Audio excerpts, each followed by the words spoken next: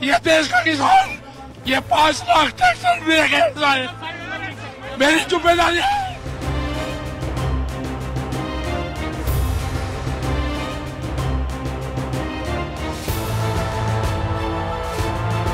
मिल्लत times में आपका खैर मकदम है। मैं हूं काशिफ हसन। किसी को रोते देखकर हंसना नहीं अच्छा, ये वो आंसू हैं जिससे तख्ते सुल्तानी पलटता है। आइए बात करते हैं किसान आंदोलन की और किसान आंदोलन के उस घटनाक्रम की जिसके बाद आंदोलन में एक नई लहर पैदा हो गई। गुज़श्ता रात जिस तरह से दमनकारी फिक्स एजेंडे के तहत किसानों के आंदोलन को कुचलने की नाकाम कोशिश शुरू हो चुकी थी, भारी तादाद में पुलिस बल की तैनाती हो चुकी थी, चारों तरफ डर और खौफ के बीच भगवा आतंकी रोड पर भड़काऊ नारे लगा रहे थे। भाजपा विधायक अपने गुर्गों के साथ किसान आंदोलन को ख़त्म करने पहुंच चुके थे। पुलिस ने किसानों को खदेड़ने का पुख्ता इंतज़ाम कर लिया था। गाज़ीपुर बॉर्डर पर पुलिस का क्रैकडाउन शुरू होने ही वाला था। वहाँ सिर्फ 150 लोग बचे थे। ऐसे में मसीहा बनकर उभरे किसान नेता राकेश टिकैत की वो आखिरी पुकार, जिसके बाद सारा पांसा ही पलट गया और किसान आंदोलन को सबूताज करने की तमाम सरकारी कोशिश नाकाम हो गई। विडंबना देखिए, जो पुलिस फोर्स से घिरे थे वो भारत के अमन पसंद किसान थे। जिन्होंने घेर रखा था वो उन्हीं किसानों के बेटे थे और जो घिरे थे उनमें से अक्सर फौज में काम कर चुके रिटायर्ड फौजी अफसरान थे। लेकिन इस नए भारत को रिटायर्ड जवानों की नहीं बल्कि शहीद जवानों की ज़रूरत है और शहीद जवानों के लाश पर सत्ता की नींव रखने वाले पूंजीवाद के गोद में बैठे सियासी नेताओं की ज़रूरत है। बात करते हैं शुरू के घटनाक्रम पर। आखिर किसानों के आंदोलन को सबूताज करने की कोशिश कहाँ से शुरू होगी?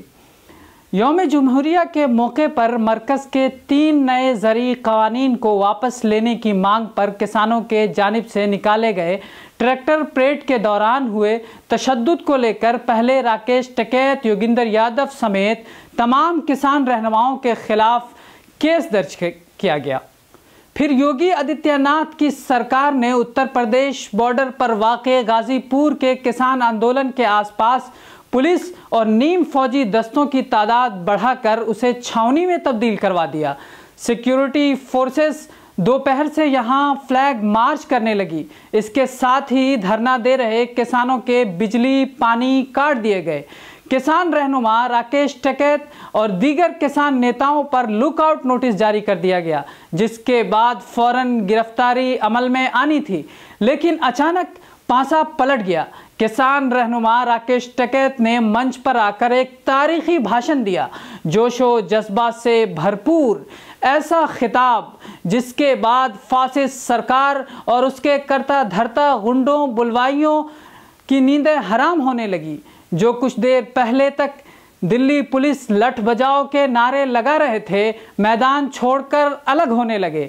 मगर अब भी पुलिस बल की भारी तैनाती मौजूद थी, जिसके पेश नज़र देर रात तक देश की जनता को किसी अनहोनी वारदात और घटनाक्रम और सरकार के दमन का इंतज़ार था।